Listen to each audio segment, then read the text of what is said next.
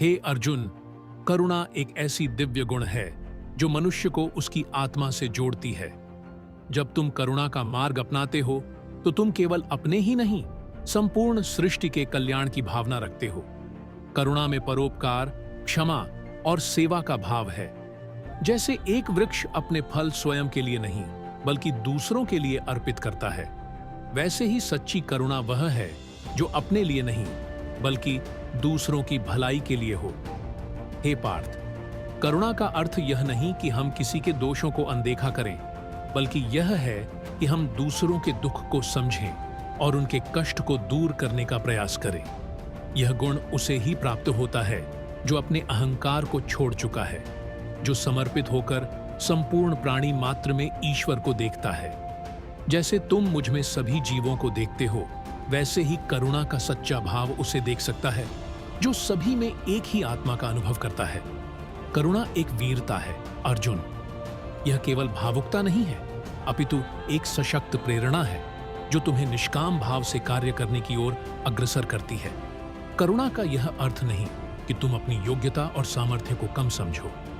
यह शक्ति है जो तुम्हें किसी को नीचे गिराने के स्थान पर उसे ऊपर उठाने का साहस देती है। क्योंकि करुणा वह दीपक है जो मानवता के अंधकार को मिटाने का सामर्थ्य रखता है।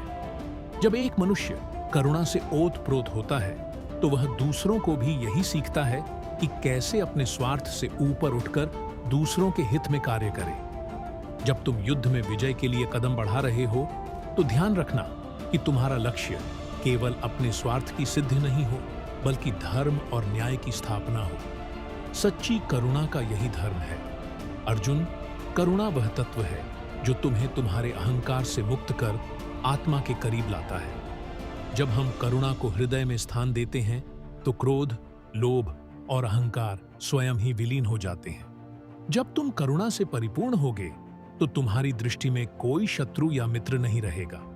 तुम्हारे लिए हर प्राणी में केवल आत्मा की झलक होगी। तभी तुम निष्काम कर्मयोग के मार्ग पर आगे बढ़ सकोगे।